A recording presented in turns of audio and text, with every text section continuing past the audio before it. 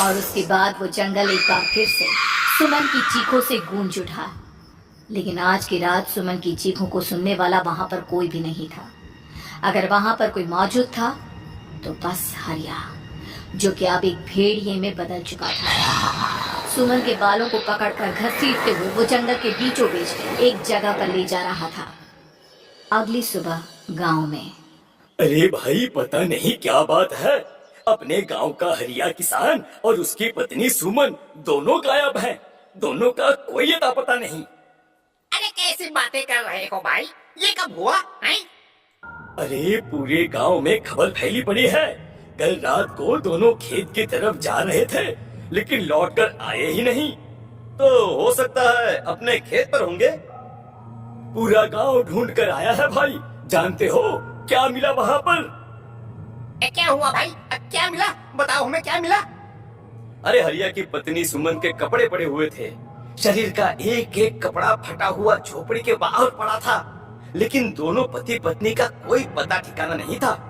अरे भाई, लेकिन उसका जो दोस्त है ना रामू किसान, उससे पता करके आते हैं ना। अब तक तो दोनों साथ ही खेत पर जाया करते थे। हाँ हाँ हाँ, हमें उसके घर जाना चाहिए भाई। चलो चलो वहाँ चलते हैं, चलो। वो सारे लोग रामू के घर पर पहुंचते हैं। रामू अपने घर के बाहर बैठकर हुक्का पी रहा था। आज सारे के सारे लोग टोली बनाकर मेरे घर क्यों आ रहे हैं? क्या कोई मर गया क्या भाई? अरे कैसी बातें कर रहे हो? तुम्हारा सबसे अच्छा दोस्त हरिया और उसकी पत्नी गायब है, और तुम यहाँ बैठकर हुक्का पिए जा रहे हो हैं? रामू ने अजीब सी नजरों से उन सब गांव वालों की तरफ देखा, जिसकी वजह से वो लोग एक बार के लिए डर गए।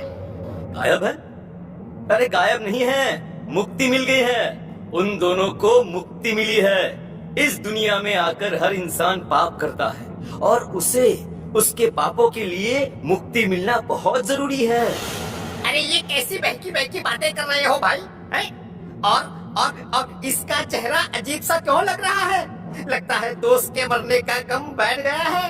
पागल हो गया है शायद ये पागल। ये बात सुनते ही रामू चीख कर जोर से चिल्लाते हुए कहता है, पागल मैं नहीं हूँ, पागल तुम सब हो। और ये शैतानी जंगल अब तुम में से किसी को नहीं छोड़ने वाला, सबको खा जाएगा। याद रखना मेरी बात। शैतानी जंगल? कैसा शैतानी जंगल? लगता है रामू पागल हो चुका है। हमें यहाँ से चलना चाहिए भाई। चलो चलो चलो। तभी रामू की पत्नी बाहर आती है। नहीं नहीं, आप लोग इनकी बात का बुरा मत मानिए। 2 दिन पहले हरिया के साथ खेत पर गए थे। जब से वहाँ से आए हैं तब से ऐसी ही बातें कर रहे हैं। भगवान जाने ऐसा क्या देख लिया उन्होंने, खेत में कुछ भी बड़बड़ाते रहते हैं। लेकिन गांव के लोगों ने कमला की कोई बात नहीं सुनी और वो सब वहां से चले गए। रात अब धीरे धीरे ढलने लगी थी। तभी अचानक किसी ने धीमी सी आवाज में रामू को पुकारा। रामू, आ जाओ, मैं तुम्हारा इंतजार कर रहा हूँ। और सुनो, अपनी पत्नी को साथ लेकर आना, नहीं तो काम अधूरा रह जाएगा। ये आवाज सुनते ही रामू के चेहरे पर शैतानी मुस्कुराहट आ जाती है। वो धीमे कदमों से अपने घर के अंदर आता है। क्या हुआ? तबीयत ठीक है ना अब आपकी? मैं तुझे अपने साथ खेत पर ले जाने आया। चल। मैं तुम्हारे साथ कहीं नहीं जाने वाली। मुन्ना गहरी नींद में सो रहा है और उसे अकेला छोड़कर मैं तुम्हारे साथ खेत पर नहीं आ सकती। वैसे भी तुम्हारे उन खेतों में भगवान जाने कौन सा राक्षस घूम रहा है, मुझे तो डर लगता है। रामू गुस्से में दांत पीसता अपनी झोपड़ी से बाहर आ जाता है और कमला गहरी नींद में अपने बच्चे के साथ सो जाती है। तभी अचानक रात को रामू की झोपड़ी के ऊपर एक साया वही गाना गुनगुनाते हुए घूमने लगता है जो हरिया के मोबाइल में बजा करता था। मैं मौत जो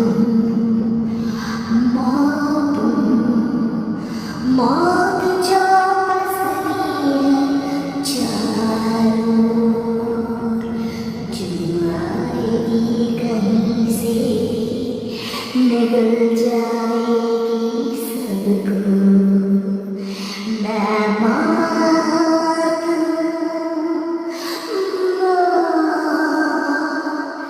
अब ना छोड़ूंगी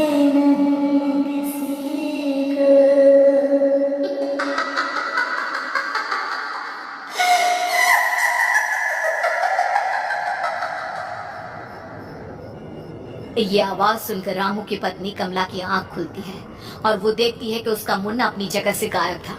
कमला चीखते हुए बाहर दौड़ कर आती है। वहां पर उसने देखा कि रामू ने अपने बच्चे को झोपड़ी के बाहर एक पेड़ से उल्टा लटकाया हुआ था और उसका बच्चा चीख चीख कर रो रहा था। वहीं दूसरी तरफ एक साया बच्चे के ठीक नीचे आग जलाकर उसके चारों तरफ हैवानों की तरफ नाच रहा था। छोड़ दो मेरे बच्चे को। अरे क्या कर रहे हो तुम? शर्म नहीं आती तुम्हें अपने ही बच्चे को इस तरह मौत के हवाले करते हुए? अपना बच्चा? किसने कहा ये मेरा बच्चा है? अरे ये तो उस रामू की औलाद है, इस गांव के किसान रामू की। और मेरी दुश्मनी इस गांव के हर इंसान के साथ है। क्या? कैसी बात कर रहे हो तुम? और ये औरत कौन है? ये मेरे बच्चे को खा जाएगी। तभी अचानक से उस साया ने एक बेहद खतरनाक दिखने वाली औरत का रूप ले लिया और उसकी आंखों से आग निकल रही थी। सही पहचाना तूने। मैं तेरे बच्चे को खा जाऊंगी।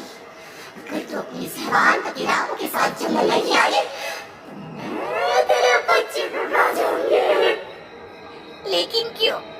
आखिर क्या चाहती हो तुम मुझसे? मुझे जंगल क्यों ले जाना चाहती हो? औरत बुरी तरह से ठहाके मार मार कर जोर जोर से हंसने लगी और साथ में बढ़ने। ये तो तुझे वहाँ चलने के बाद ही पता चलेगा ना। अगर तू नहीं आई तो थोड़ी देर में तेरा ये बच्चा आग में जलकर मर जाएगा। चल जल्दी। नहीं नहीं, मेरे बच्चे को छोड़ दो। तुम जहाँ कहोगे मैं तुम्हारे साथ चलने के लिए तैयार हूँ। और उसके बाद उस बच्चे को झोपड़ी में लिटाकर आगे आगे वो साया चल रहा था और उसके पीछे पीछे रामू अपनी पत्नी के बाल पकड़कर उसे घसीटते हुए जंगल की तरफ ले गया।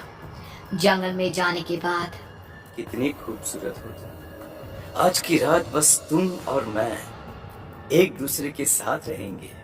मुझे तुमसे बहुत डर लग रहा है। तुम्हें क्या हो गया है? तुम तो बिल्कुल ठीक थे। वो होगा जो हमारे बीच होना चाहिए। तो आओ आओ अपने आप को मेरे हवाले कर दो। कमला ने डर की वजह से अपनी दोनों आंखें कसकर बंद कर ली थी।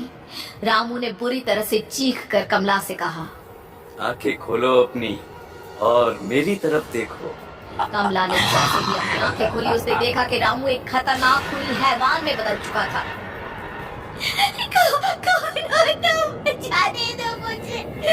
क्या चाहते हो मुझसे? ये जो एक आदमी एक औरत से चाहता है, मैं तुम्हारा पति रामू नहीं बल्कि इस जंगल का एक भेड़िया हूँ। और आज की रात तुम्हारे खून से अपनी प्यास बुझा जाऊंगा। और उसके बाद वो जंगल कमला की दर्दनाक चीखों से गूंज उठा। अगली सुबह कमला के कपड़े भी जंगल में उसी तरह पाए गए जैसे कि सुमन के पाए गए थे। इस घटना के बाद पूरे गांव में दहशत का माहौल था। अपने माँ बाप की मौत और गांव में हो रहे इस तरह की घटनाओं की खबर सुनकर किशन शहर से गांव लौट आया था। अपने माँ बाप की बेदर्द मौत की वजह से वो बहुत परेशान था। तभी अचानक उसे अपने घर में खाट के नीचे पड़ा हुआ वो मोबाइल फोन मिला जो उसने अपने पापा हरिया को गिफ्ट किया था। अरे कितने प्यार से पापा के लिए मोबाइल फोन लेकर आया था। इसे एक दिन भी काम में नहीं ले पाए। और आखिर कौन है जो गांव में इस तरह की हत्याएं कर रहा है? क्या है इन सब के पीछे? क्या है? मुझे पता करना ही होगा, वरना एक दिन पूरा का पूरा गांव खाली हो जाएगा। इस गांव में एक भी जिंदा इंसान नहीं बचेगा। गांव के लोगों की मदद करने के इरादे से किशन अपने गांव से दूर एक दूसरे गांव में बहुत बड़े तांत्रिक के पास मिलने के लिए गया। तांत्रिक बाबा, अब आप ही कुछ उपाय बता सकते हैं। भगवान जाने हमारे गांव को किसकी नजर लग गई है। नजर नहीं लगी है, किसी ने तुम्हारे गांव को बद्दुआ दी है। किसी सताई हुई आत्मा का प्रकोप है और अब वो पूरे गांव में किसी को नहीं छोड़ेगी जब तक उसकी आत्मा को शांति नहीं मिल जाती। अरे लेकिन ऐसा कौन है बाबा? किसकी आत्मा है और कैसे मिलेगी उसे शांति?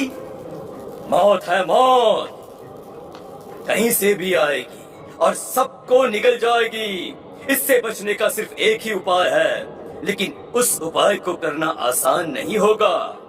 जो भी उस उपाय को करने की कोशिश करेगा उसकी जान जा सकती है। भले ही मेरी जान चली जाए, लेकिन मैं अपने गांव के लोगों की जान बचाने की पूरी कोशिश करूंगा बाबा। तो ठीक है फिर, अगली अमावस की रात जैसा मैं कहता हूँ वैसा ही करना। अमावस की रात तांत्रिक के बताए अनुसार किशन अपने साथ केरोसिन लेकर जंगल की तरफ चल पड़ा। उसके हाथ में देवी के मंदिर का सिंदूर भी था। किशन जंगल के बीचों बीच पहुंचा। ये देखकर उसकी आंखें फटी की फटी रह गई। वहां एक उबलते पानी का तालाब था और कई लोगों की लाश लटक रही थी। किशन की माँ बाप की लाश भी वहीं थी। माँ, बापू, क्या हो गया? ये क्या हो गया? तभी वहां पर एक औरत और आदमी आते हैं। उन्हें देखकर किशन चौंक जाता है। गोपाल काका, आपकी तो 5 साल पहले मौत हो गई थी। और निर्मला काकी, आप? मौत तो हो गई थी, लेकिन तुम ये नहीं जानते कि हमारी मौत कैसे हुई थी। क्या क्या कहना चाहते हैं आप? कुछ नहीं, बस ये जान लो कि अब इस गांव में कोई जिंदा नहीं बचेगा। लेकिन क्यों काकी? क्योंकि 5 साल पहले इन गांव वालों ने मुझे डायन बताकर पत्थर मार मार के मार डाला। मेरी कोई गलती नहीं थी। गांव का एक बच्चा क्या लापता हुआ, सारा इल्जाम मेरी पत्नी पे डाल दिया। और जब मैंने निर्मला की जान बचाने की कोशिश की तो मुझे भी मार डाला। आपके साथ ये बहुत गलत हुआ काका, काकी। लेकिन आप जो कर रहे हैं वो भी सही नहीं है ना। तुम यहाँ से चले जाओ वरना तुम भी नहीं बचोगे। हमारी आत्मा पिछले 5 साल से मुक्ति के लिए भटक रही है। चले जाओ यहाँ से। मौका देखकर किशन सिंदूर उन दोनों के ऊपर डाल देता है। उनका शरीर जलने लगता है और वो भयानक तरीके से चिल्लाने लगते हैं। अगले ही पल किशन उनके ऊपर केरोसिन डाल देता है और वो दोनों जल जाते हैं। किशन अपने माँ बाप और दूसरी लाशों का अंतिम संस्कार करवाता है और अपने घर लौट आता है। लेकिन वो अभी भी इस बात से अनजान है